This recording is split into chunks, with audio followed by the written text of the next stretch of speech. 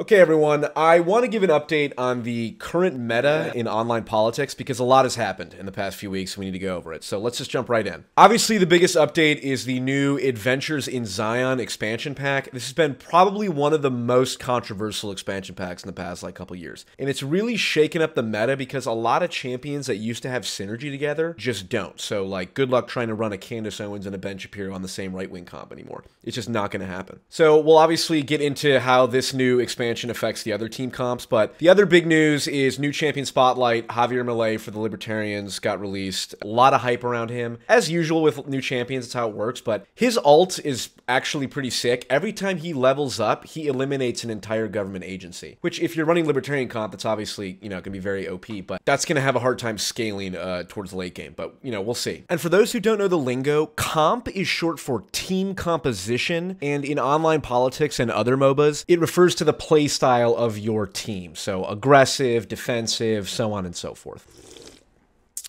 Okay, so as usual, we'll go over left-wing comps, right-wing comps, and centrist comps. I obviously play centrist, so we'll do some more detailed analysis of that towards the end. Okay, so the best left-wing comp I'd say right now is balanced aggro. That's going to be 2 bread tubers in the bot lane. So usually you can run a philosophy tube and an FD sig, and then it's 2 justice democrats, 1 in the top lane and 1 in the jungle, and then a left-wing streamer. So Destiny's obviously the most viable right now. His passive is pretty good, which is just straight sociopathy. One of the things that popped up is this thing that Destiny is a sociopath.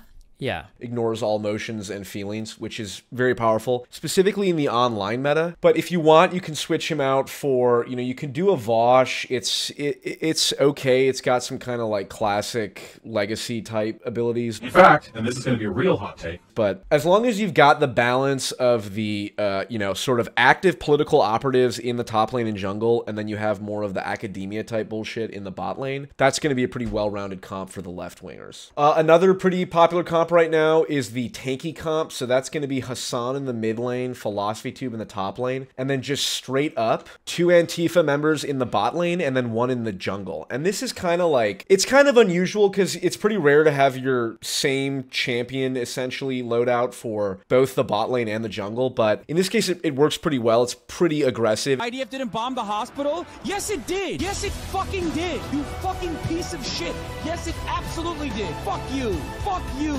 It's not as aggressive as the terminally online comp, which is going to be ContraPoints and Philosophy Tube in the bot lane, Hassan still in the mid lane, and then you put Vosh in the jungle, and then you run Thought Slime in the top lane. And this is just an absurd, ridiculous waste of everyone's time, but it's aggressive and, people run this shit, so it is what it is. This comp's not super viable in competitive, but I call it the clown comp. I don't know what else to call it. It's Hassan and, excuse me, it's H3 and Hassan in the top lane. Then it's FD Sig in the middle because his ultimate accuse everyone of racism is pretty solid on its own and can kind of, move up. It covers the whole map basically. And then this is the just shits and giggles. You literally run Vosh and Destiny in the bot lane, and then it's just RNG, right? Because when you get Destiny and Vosh together in the same lane, it's just a straight RNG comp and you have no idea what's going to happen. And it's, it's hilarious. So I call it clown comp. Okay, let's get into the right wing comp. So obviously the main one that everyone's playing is America First. This is going to be 2 mega church pastors in the bot lane, 1 daily wire host. You can switch this out a couple different ways. Candace Owens and Matt Walsh are pretty viable, so one or the other. Let's just put Walsh here for now.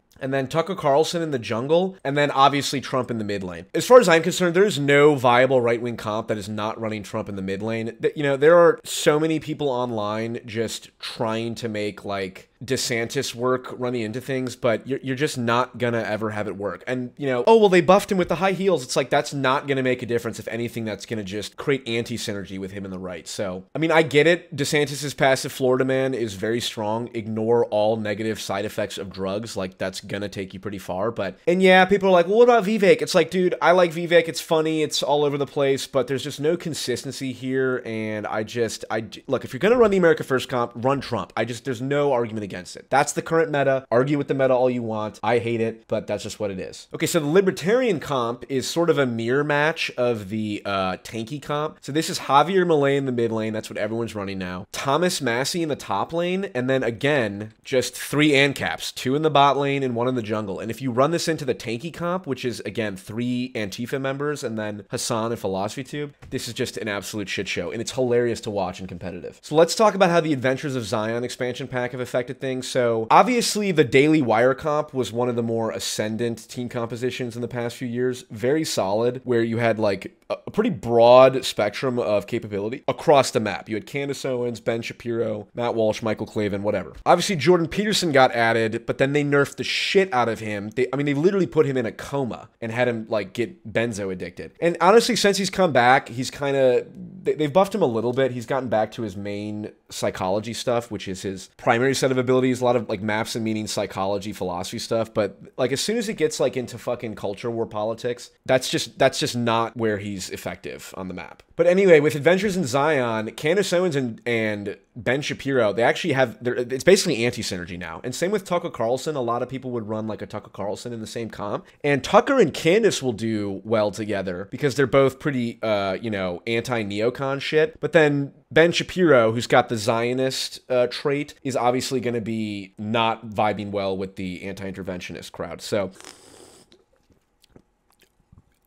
So the next big right-wing comp right now is neocons. So that's going to be Nikki Haley in the top lane, Sean Hannity mid, Ben Shapiro in the jungle, and then actually you're running the daddy-daughter combo, Liz Cheney and Dick Cheney. Which, by the way, I didn't even know Dick Cheney was still in the game. I thought they removed him from a while ago, but he is still fucking lurking around. So if you are like a big fan of like military-industrial complex stuff, this is going to be a great comp for you, and it's pretty viable and competitive. You know, a lot of people like it. Next up is the Christo-fascist composition. This is actually halfway decent now. So this is going to be Mike Johnson in the top lane. Mike Johnson, also relatively new. His ult, Pray the Gay Away, is pretty solid, particularly against left-wing comps. And they probably are going to nerf him soon, but while he's good, you might as well run him. And then you want a megachurch pastor in the mid lane, another megachurch pastor in the jungle, and then you run Jordan Peterson and Nick Fuentes in the bot lane. And this is like, yeah, I get it. It makes no sense, but it actually runs fairly well if you're running the Christo-fascist Masteries and Runes. And someone pointed this out to me and I didn't believe it, but you can actually replace Kenneth Copeland, or at least one of the megachurch pastors, with Hassan Piker, which I didn't believe, but if you look at their kits, they're actually pretty much the same, right? Super famous, super wealthy, preaching against like capitalism and materialism, but multimillionaires own jets, own mansions, and somehow convinces thousands of ignorant people to give them money despite being uber rich. So same shit, and it doesn't seem to make a lot of sense, but it is hilarious to like,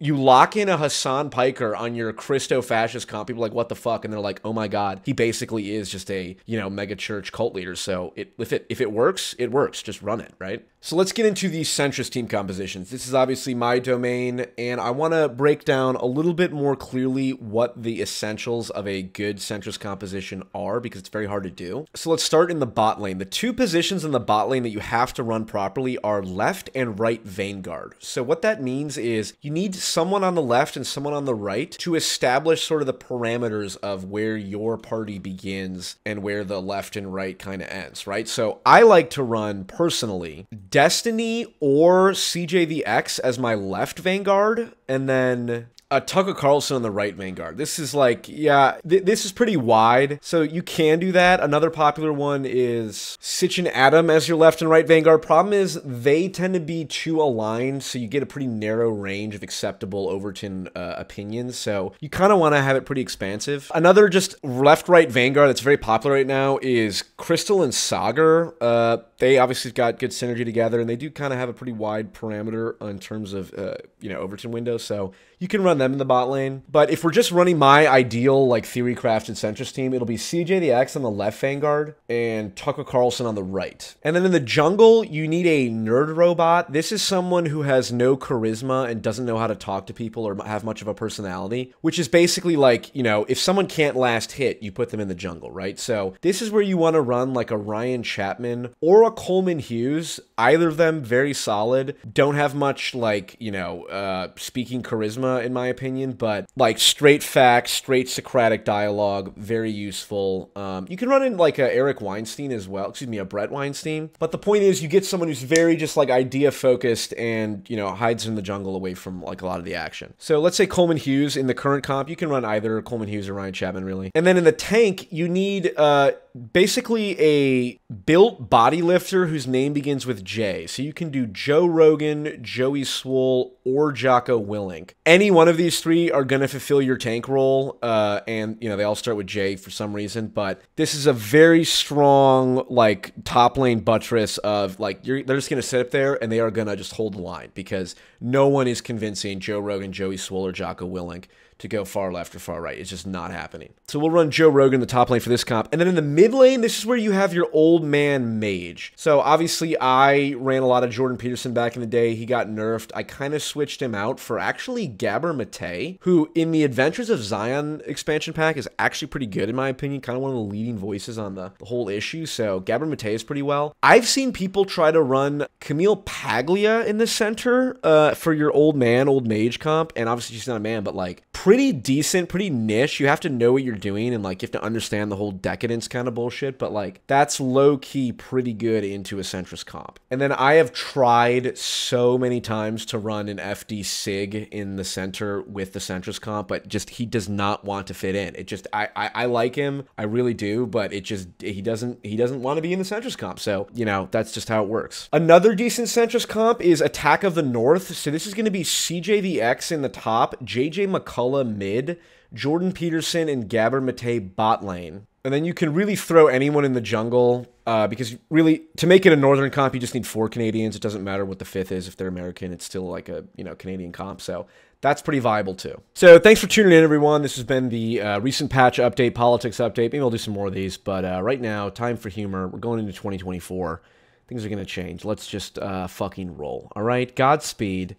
Peace.